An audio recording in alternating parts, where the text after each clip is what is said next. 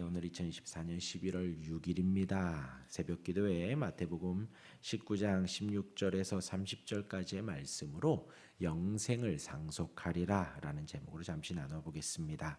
어제 새벽에는 이제 결혼 생활의 본래의 모습 어떠한 것인가, 또한 우리 신앙생활의 본래의 모습 어떠한 것인가 말씀드렸습니다. 하나님께서 남자에게 여자를 만들어준 것은 서로 돕는 배필이라 하였습니다. 서로가 도와야 합니다. 부부는 한 몸입니다. 서로 돕는 것입니다. 그것이 본래의 모습입니다.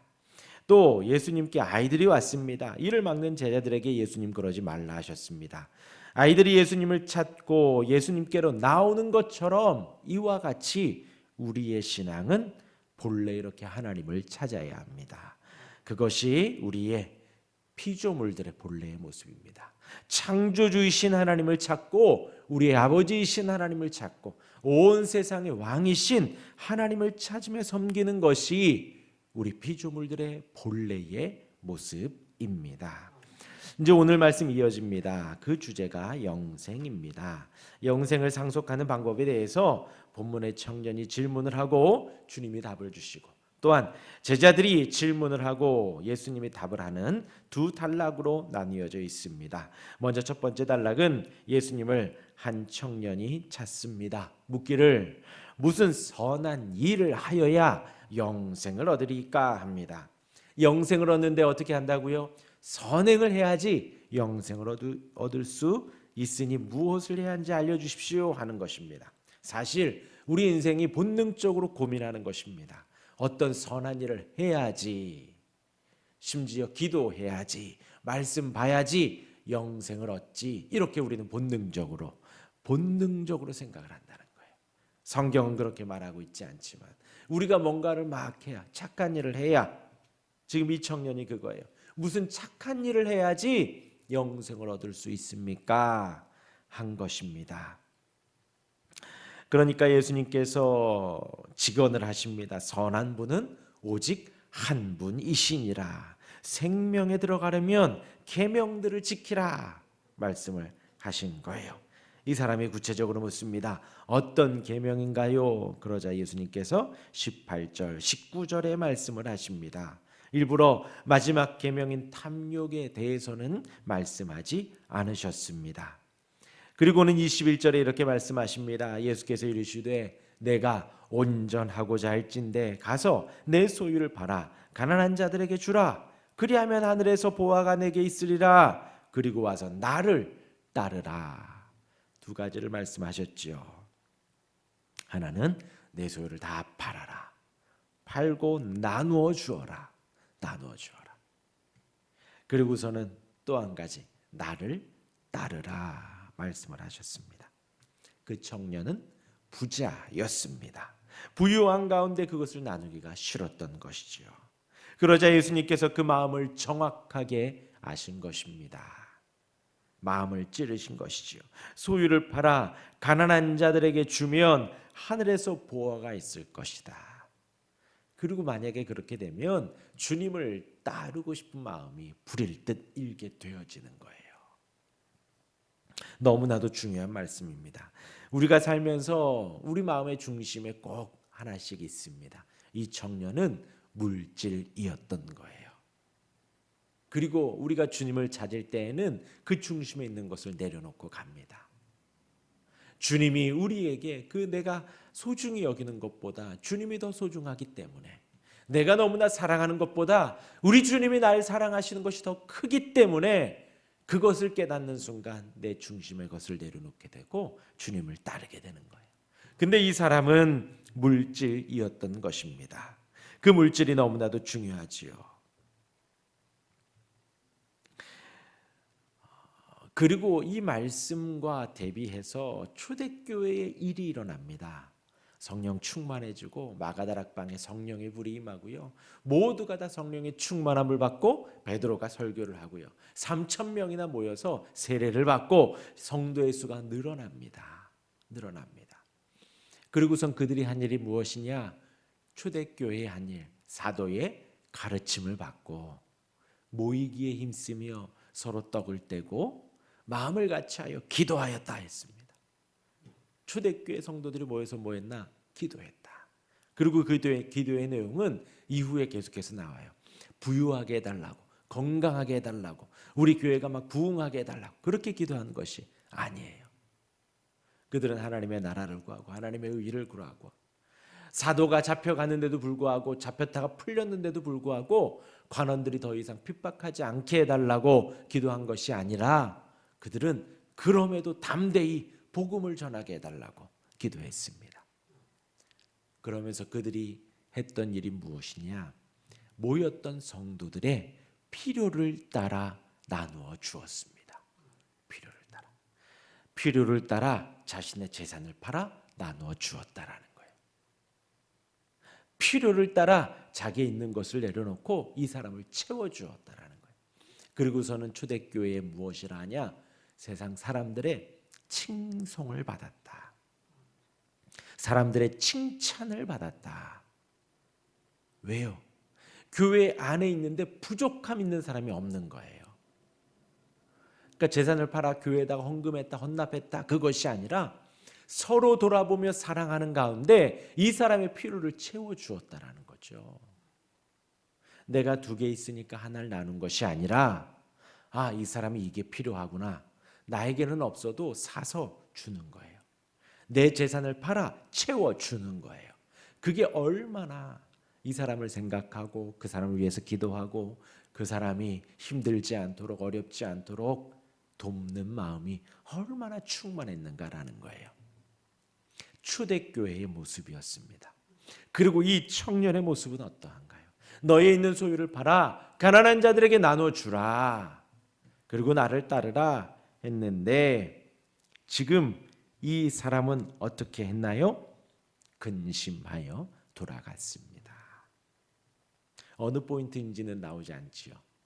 근데 부자 청년이라고 하기에 이 다음에 나오는 말씀이 23절 4절에 예수께서 제자들에게 이르되 내가 진실로 너희에게 이르노니 부자는 천국에 들어가기가 어려우니라. 다시 너희에게 말하노니 낙타가 바늘귀로 들어가는 것이 부자가 하나님의 나라에 들어가는 것보다 쉬우니라. 그러니까 이 청년은 부자라는 거예요. 그러니까 부자라는 것을 포기하고 나눠주면 주님을 따를 수 있으니 그리고 나서 나를 따르라. 우리 주님이 그렇게 말씀을 하신 것이지요. 그런데 이 제자들이 묻는 것이죠. 아니, 그러면 누가 구원을 얻을 수 있습니까? 라는 거예요. 왜 이런 질문을 할까요? 이때 당시에 부유하다, 부자다, 재산이 많다라고 하면 그는 하나님이 축복하셨다라는 그냥 기본적인 전제가 있는 거예요. 하나님께서 저를 축복하셨구나. 무슨 선한 일을 했을까? 축복하였구나. 그러니까 이들이 예수님께서 부자는 천국에 들어가기가 어렵다. 낙타가 바늘귀로 들어가는 것보다 더 어렵다라고 하니 이들이 의아한 거죠.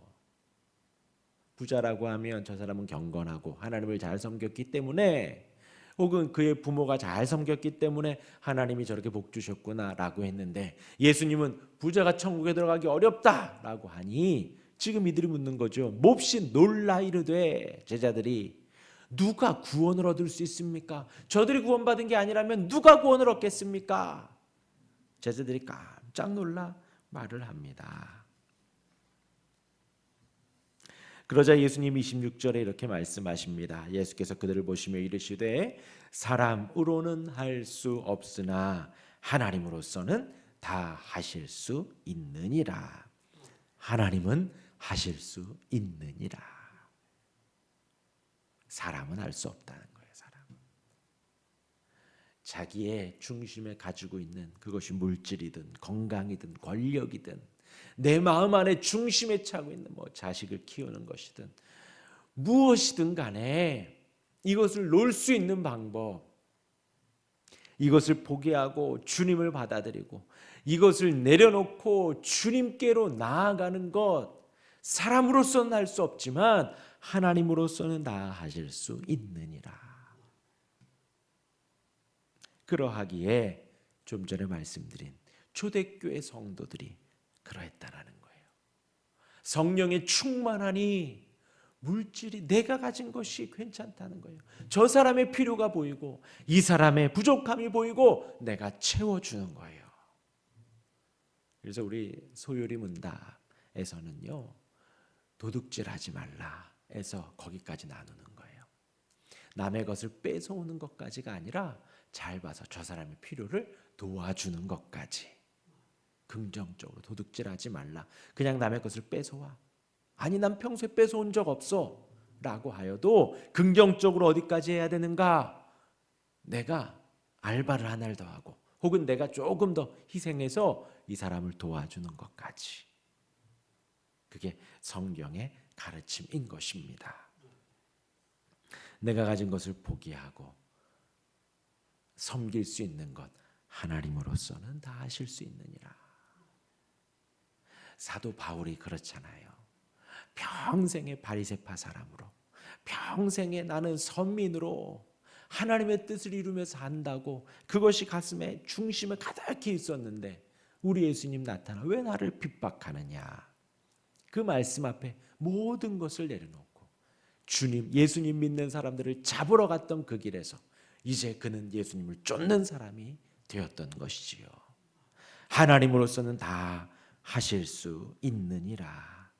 우리 신앙생활에서 우리가 많은 부분을 포기하는 경우가 많습니다. 사람의 인성에 있어서도 그래, 그 사람은 할 수가 있다, 할 수가 없다. 물론 사람이 쉽게 바뀌지는 않습니다.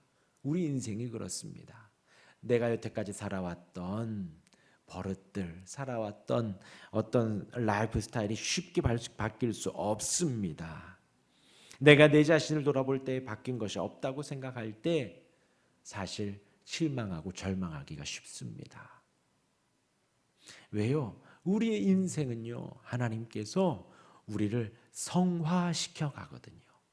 거룩하게 만들어 가거든요. 그냥 단순히 예수 믿으니까 교회 오는 것이 아니라 우리의 삶을 거룩하게 만들어 가십니다. 그런데 내 삶에 변한 것이 없다라고 할 때에 사실 절망하지 말고 내가 아직 은혜를 덜 받았구나. 아직 말씀이 내 안에 중심이 없구나. 그러면 된다는 거예요. 하나님께 은혜를 달라고, 더 큰 은혜를 경험하게 해달라고 기도하는 것이 먼저입니다. 그 은혜를 받을 때에 우리의 삶은 사실 바뀝니다.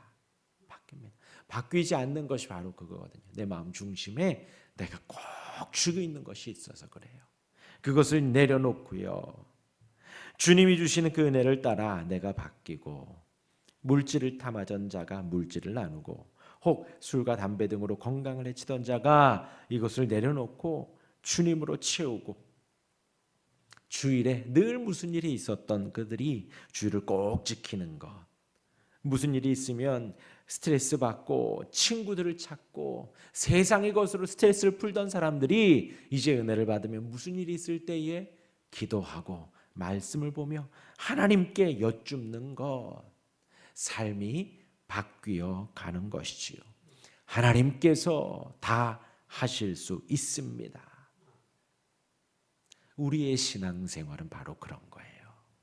그런 행복이 있습니다. 그런 은혜가 있습니다. 말씀과 기도 앞에 나아가실 수 있기를 바랍니다. 예수님 제자들에게도 중요한 말씀을 하십니다. 제자들이 자신의 직업도 포기하고 부모도 내려놓고 주님을 따랐습니다. 어떻게 됩니까? 그러자 이들이 천국에서 예수님과 함께 영광의 보좌에 앉게 될 것이다 라고 말씀하십니다. 그리고는 29절에 영생을 얻게 된다고 분명히 말씀하십니다. 또 내 이름을 위하여 집이나 형제나 자매나 부모나 자식이나 전토를 벌인 자마다 여러 배를 받고 또 영생을 상속하리라. 예. 사실 살다 보면요, 형제를 등진 사람들 많이 있습니다. 부모를 등지고요, 또 물질을 내려놓고 뭐 다른 일들을 하는 사람들 많이 있습니다. 그런데 누구를 위해서요? 오늘 본문에 내 이름을 위해서. 내 이름을 위해서. 본인의 취미 생활 때문에 직장 그만두는 사람들이 있고요. 본인이 하고 싶은 것 하려고 부모와 잘 연락 안 하는 사람들이 있습니다. 그렇죠? 집이나 형제나 자매나 부모나 자식이나 전토를 벌일 수 있다라는 거예요. 세상 사람들도. 그런데 예수님은 지금 누구를 위해서요? 내 이름을 위해서. 예수님을 내가 잘 섬기기 위해서, 예수님을 더 사랑하기 위해서 이 모든 것들을 버린 자마다 여러 배를 받고 또 영생을 상속하리라. 이것이 신앙생활입니다. 우리가 사랑하고 섬기고 마음의 중심에 있는 것을 내려놓고 하나님을 찾는 것입니다. 하나님을 내 마음 중심에 두는 것입니다. 이것이 신앙생활입니다. 날마다 우린 이것을 곱씹어야 합니다. 세상 말로 자아성찰이라고 해요. 어떤 분들이 이제 한국 기독교를 이제 비판하면서 이 부분이 없다라고 해요. 이 부분이 없다고. 너무나도 교회인데도 불구하고 성공지상으로 가고 물질 만능으로 가고 세상의 높은 자리, 고위간직, 세상에 부유하게 한국 교회에서 그런 것만 가르친다는 거죠. 사실 옳지 않습니다. 사실 우리는 계속해서 내 자신을 돌아봐야 해요. 근데 세상 사람들도 하죠. 세상 사람들도 뭐 그런 이제 책들 보면은요. 하루를 마감하며 자기를 돌아본대요. 돌아보면서 오늘 왜 이렇게 해가지고 내가 손해를 좀 봤을까? 하루를 돌아보면 내가 좀 이렇게 말을 했으면 그 사람이 매출이 더 나오지 않았을까? 그런 것들을 돌아본다는 거죠. 말을 잘하고 착하게 살고 못되게 살고 혹은 마음을 한 번 더 해서 잘 좀 이렇게 해주고 몇 마디 잘하고 못하고 세상 사람들도 그렇게 자아성찰을 합니다. 저와 여러분들은 어떻게 해야 될까요? 하나님 말씀 앞에 나를 날마다 비추어 보는 거예요. 우리를 내려놓는 거예요. 말씀이 나를 다스리기를, 말씀이 내 중심에 충만하기를, 또 그러지 못했던 내 모습을 내려놓는 것입니다. 내 언행을, 나의 심사를, 나의 마음과 나의 생각과 나의 말과 행동에 있어서 하나님의 말씀과 배치되고 하나님의 말씀과 다른 것이 오늘 하루 무엇이 있었던가 아주 냉정하게 보는 것이지요. 이웃에 대한 것도 마찬가지입니다. 하나님 앞에서도 마찬가지고 이웃에 대해서도 마찬가지입니다. 예수님께서 그랬잖아요. 하나님을 사랑하고 이웃을 사랑해라. 내가 이웃에게 상처를 주거나 이웃의 마음을 어렵게 하진 않았는지, 우리 교회 구성원들 안에 나 때문에 좀 힘들어하는 사람은 없었는지, 나의 말에 나의 행동에 나의 마음에 있어서 불편한 사람은 없었는지 항상 살피는 것입니다. 그것이 이웃을 사랑하는 것이지요. 그렇게 날마다 우리는 나 자신을 돌아보아야 합니다. 이렇게 신앙생활할 때에 영생을 상속하리라 했습니다. 영생을 상속한 인생은 이렇게 살아갈 수밖에 없다라는 것이죠. 그 은혜에 살아가는 우리가 되기를 주님의 이름으로 축원합니다. 아멘. 기도하겠습니다.